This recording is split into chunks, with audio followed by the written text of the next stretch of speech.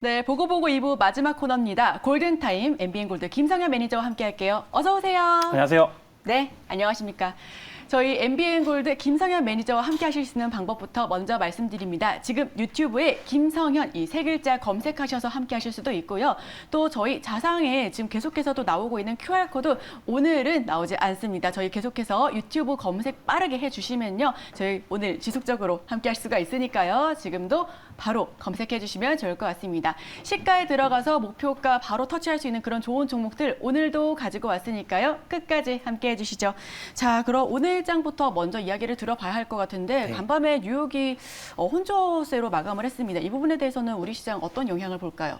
일단 시장이 혼조세로 이어간다는 것은 국내 증시에서는 이제 중소형주 입장에서는 조금 긍정적인 요소이기도 합니다. 오히려요. 네, 빠진다기보다도 이제 시장이 어느 정도 받쳐주고 있다라는 그런 관점에서의 의미를 좀 봐야 될 것 같고요. 최근에 이제 대형주도 삼성전자도 최근에 이제 굉장히 강한 수급이 들어오긴 했지만은 대형주 이후의 랠리는 중소형주에서 이어질 것이다. 그래서 저는 이렇게 보고 있습니다. 그래서 오늘장 같은 경우도 국내 증시가 만약에 현 지수 포인트를 좀 잡아주는 모습이 있다고 한다면은 오히려 중소형주 입장에서는 한 번 더 반등할 수 있는 기회가 아니겠는가 이렇게 보고 있습니다. 네, 좋습니다. MBN골드 김성현 매니저에게 궁금한 점 있으시다면 지금 바로 유튜브에서 댓글로 남겨주시면 저희 순간순간 실시간으로 여쭤볼 테니까요. 이 부분도 많은 참고 부탁드리고요. 지금 날이 너무 더워서 네. 문제인 것 같습니다. 장마철이긴 하지만 꿉꿉하고 습한 날씨는 어쩔 수가 없는데요. 글로벌 날씨 현황도 마찬가지일까요? 네, 글로벌 날씨 현도 마찬가지고 특히나 이렇게 오늘처럼 이렇게 비가 오고 나면은 많이 오고 나면은 장마철이 지나고 나면 우리나라도 이제 폭염이 시작이 되죠. 근데 우리나라뿐만이 아니라 지금 유럽 쪽도 마찬가지입니다.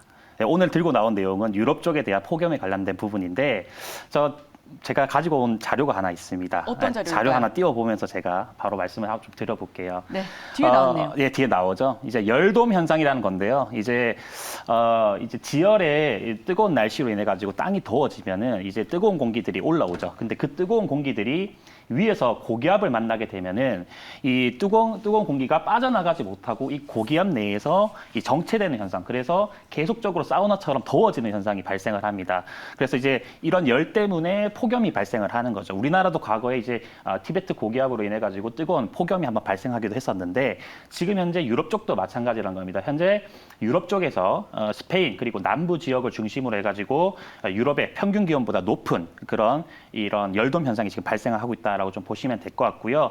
그리고 이제 6월 프랑스 같은 경우는 이제 남부 지역 기온 같은 경우는 과거 평균 최고 기온을 지금 넘는 모습을 보여주고 있고, 그리고 우리가 잘 알고 있는 이 축구 선수 황의조 선수가 있는 이 보르도 같은 경우는 지금 현재 최고 기온이 40도를 육박했다고 합니다.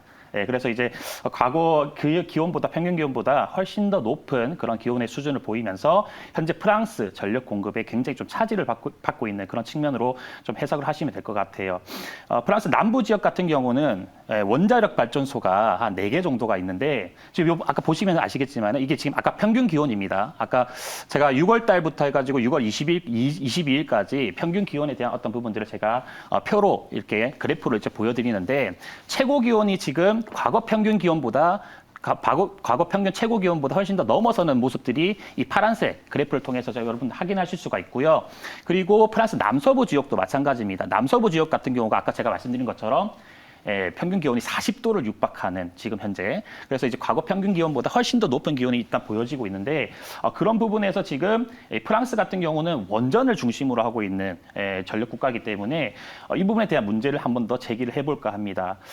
프랑스 남부 지역에서 4개의 원자력 발전소가 있는데 이 기온이 아까 말씀드린 것처럼 훨씬 더 평균 기온보다 높은 현상을 발생하게 되면서 강물의 어떤 수온도 높아지는 거죠. 근데 원전 같은 경우는 이 원전 냉각을 시켜야 이제 원전이 잘 돌아가는데 강물의 사용을 제한을 하고 있습니다. 그래서 이제 그런 부분에서 전력 공급에 차질을 빚고 있는 것이라 보시면 될 것 같고요. 또 이제 유럽에서 있어서 프랑스 원전이 이제 굉장히 중요한 역할을 하고 있는데 이 부분에 대해서 좀 자세히 설명드려보겠습니다.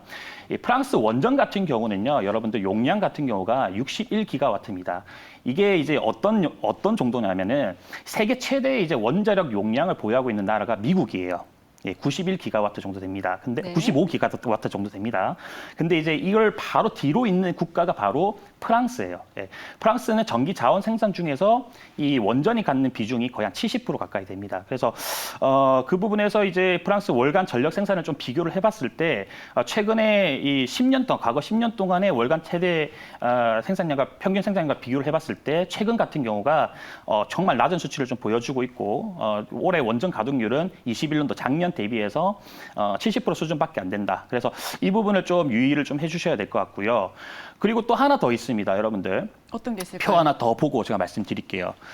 프랑스가 이제 이렇게 원전을 이제 강하게 추진하면서 프랑스 인접 국가에다가 유럽 국가에다가 원전 수출도 진행을 합니다. 전력 수출도 진행을 하는데 뭐 이탈리아도 있고요. 그리고 뭐 독일도 있고 영국도 있고 스페인도 있고 스위스도 있습니다. 그런데 여기에 이런 나라들의 전력 공급의 거의 절반 가량을 이 프랑스가 담당을 하고 있는데 이 프랑스가 지금 계속적으로 전력 공급에 대한 차질을 빚고 있기 때문에 이게 문제시 된다면은 유럽 전체적으로 퍼질 수가 있다. 이런 좀 가정을 좀 할 수가 있습니다. 그래서 이제 그런 부분에서 최근에 EU 쪽에서도 전력 공급에 대한 부분들을 굉장히 좀 뜨거운 감자로 지금 삼고 있는 거고요. 네.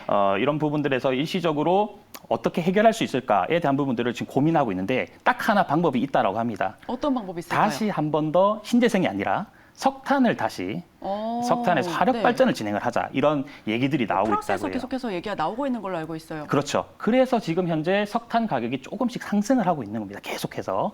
그래서 그 부분에서 저는 좀 문제시를 좀 하고 싶고요. 석탄 가격과 관련돼 있는 오늘 기업 이따가 좀 말씀드리도록 하겠습니다. 네, 오늘 계속해서 이렇게 도표를 보여주셨는데 네. 지구과학 1타 강사가 되셨어요. 아, 네, 네. 오랜만에 보는 그런 도표들에 네. 갑자기 마음이 쿵닥쿵닥하는 그런 네, 느낌이고요. 지구과학 좋아했습니다. 김선희님 같은 경우는 성현님 어제 윙미는 째려만 봤어요. 네. 지금 원전주만 분산 투자 중이라라고 네. 이렇게 댓글 남겨주셨는데 우리 김선희님 같은 경우에는 첫날 우리 김성현 매니저 추천해주신 종목 들어가서 익절하신 분이거든요. 아, 네. 이 부분에 대해서 지금 원전주만 분산 투자하고 있다라고 했는데 오늘의 관련주는 좀 석탄 관련된 그런 기업으로 소개를 해주신다고요. 그렇죠. 근데 이게 아까도 제가 말씀드렸지만 원전 가동이 힘들기 때문에 지금 프랑스 쪽에서 그런 부분에서 단기적인 이 해결책으로 지금 석탄에 대한 어떤 부분들이 대두가 되고 있는 것이고 원전에 대한 부분들은 앞으로는 미래 지향입니다. 저는 제가 볼 때는 원전 관련 섹터는 다 괜찮다라고 보고 있고요. 특히나 이제 뭐 최근에 또 제가 우진이라는 종목을 굉장히 좀 많이 강조를 했었는데 네네. 그런 류의 종목들도 괜찮다 이렇게 좀 말씀드릴게요. 네, 그렇다면 원전주는 앞으로 계속해서 우상향할 것이고 앞으로도 이제 내다봐도 좋을 법한 그런 섹터이지만 저희는 골든타임 바로 오늘 들어가서 오늘 한번 좋은 종목 이제 급등할 수 있는 그런 종목 노려보는 시간이잖아요. 네. 그렇다면 오늘 종목은 어떤 종목으로 가지고 와주셨을까요? 자, 오늘 종목은 GS 글로벌을 제가 가지고 나왔습니다. GS 글로벌 3% 정도 빠지면서 3,490원에 종가를 형성했네요. 네, 일단 뭐 빠지는 건 상관없이 제가 그 공개 방송 때, 제가 월요일 날 공개 방송 때 이제 장 마감 직전에 이 종목을 한번 추천한 적이 있습니다. 네. 이 종목을 이제 공개 방송 추천을 하고 그날 이제 시간에 상한가를 이제 갔었는데 가고 나서 이제 또 빠지는 거예요. 그럼 또 매수 기회죠. 그래서 이제 네. 저는 이 종목을 일단 유심히 보고 있었고 우리 시장분들께 소개를 좀 해드리고자 가지고 나왔습니다. 국내 발전소에 이제 판매하는 석탄 그리고 바이오매스의 하역이나 운송 서비스를 일단 제공을 하고 있고요. 또 중요한 거는 이제 석탄에 대한 수출에 대한 부분이겠죠. 얼마만큼 하고 있는가에 대한 부분인데 여러분 인도네시아 이제 이 칼리만탄 섬이라고 여러분 들어보셨습니까? 2017년도에 GS 에너지와 함께 여기에 소재한 BSS 석탄광이라고 있습니다. 여기에 지분을 14.74% 정도 이제 우리 돈 기준으로 한 540억 원 정도를 투자를 해가지고 지분율 같은 경우는 이제 GS 에너지 같은 경우가 현재 9.74% 그리고 GS 글로벌 같은 경우 5% 정도가 있습니다. 두 개 합쳐서 이제 14.74% 정도가 되는 건데 이에서 참여로 인해 가지고 앞으로 이 석탄 물량에 대한 판매권을 확보하고 있기 때문에 그래서 이제 이 석탄 관련주로 유심히 좀 보셔야 된다. 그래서 그렇군요. 최근 시장이 좀 많이 대두가 되고 있다 이렇게 보시면 될 것 같습니다. 오늘 순동이 꼬맹이님께서 GS 글로벌 오늘 시세 나오는 건가 이렇게 물어보시는데 오늘 나올 수 있을까요? 오늘도 가능할 수도 있을 것 같고요. 오늘도요? 네, 뭐 네. 언제든지 얼마든지 제가 볼 때는 중기적으로도 괜찮고 단기적으로 오늘도 괜찮다라고 보고 있습니다. 네. 그럼 가격 전략부터 먼저 한번 살펴보겠습니다. 일단 가격 전략은요. 저는 항상 최근에 3일 연속으로 시가의 이제 공략을 말씀을 드리고 있죠. 네. 시가 공략 가능하고 그리고 이제 목표가는 4,000원 그리고 손절가는 3,000원 제시해 드리도록 하겠습니다. 네, 목표가 4,000원 그리고 손절가는 3,000원 선에서 제시를 해주셨습니다. 자, 그렇다면 이 부분에 대해서 차트적인 기술적인 관점이 궁금하신 분들도 굉장히 많으실 것 같은데요. 어디까지 갈 수 있을지 언제 올라갈지에 대해서 기술적으로 리뷰 부탁드릴게요. 네, 우리 시장분들 저는요 개인적으로는 항상 고가 대비해서 빠져 있는 종목들을 선호합니다. 저평가, 저점에 위치한 종목들 중에서 최근에 이제 거래가 터지면서 시장 관심을 받고 이제부터 우상향하는 종목들을 좋아하는데, 자 지금 이 그림에서 보듯이 여러분들 차트에서 보듯이 여러분들 과거 고점대가 2만 원대입니다. 2만 원대에서 쭉 빠졌죠, 그죠? 쭉 빠져서 지금 현재 3,400원대예요. 고가 대비해서 몇 프로 빠졌습니까? 최고가 대비해서 83%가 빠졌습니다. 이 조정받은 구간에서 이제 거래가 터지고 시장 관심이 들어오는 거예요. 자, 이런 자리들은 여러분들 쉽게 말해서 물려도 상관없다.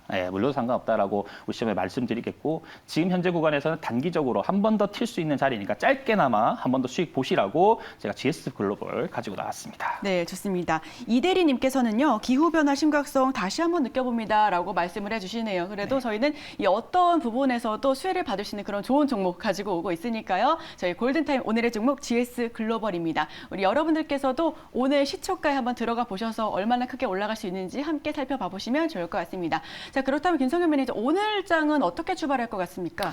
오늘 장 같은 경우 보합권의 출발을 일단 할 것 같고요. 지금 제가 큰 관점에서 말씀드리면 시장은요, 올라오더라도 저항을 받고 빠진다라고 저는 계속적으로 보고 있어요. 계속해서 매물을 맞고 튕겨져 나가는 건가요? 그렇죠. 실제로는 이제 지금까지는 이제 연준에서의 어떤 정책적인 어떤 변화로 인해서 정책적인 어떤 긴축 과정으로 인해서 시장이 조정을 받았다면은 앞으로는 이제 이 정책적인 부분이 아니라 실제 여러분들 우리 시장분들이 체감하는 경기 체감, 체감적인 부분에서 앞으로 경기 침체가 올 것이다 이렇게 보고 있고, 그리고 이제 뭐 우리나라 뿐만 아니라 지금 다른 나라도 다 마찬가지겠지만은 오히려 역행하는 국가들이 몇 개가 있어요. 어제도 말씀드렸지만 제가 중국과 일본을 좀 말씀드렸었는데, 네, 그렇죠. 중국과 일본 쪽은 오히려 반대로 갈 것이다. 지금 현재 시장과는 좀 역행하는 흐름을 보여줄 것이나, 우리나라 같은 경우는 이제 미국을 좀 동조하는 흐름을 좀 보일 것이다. 커플링하는 현상을 좀 저는 말씀 좀 드리겠고요.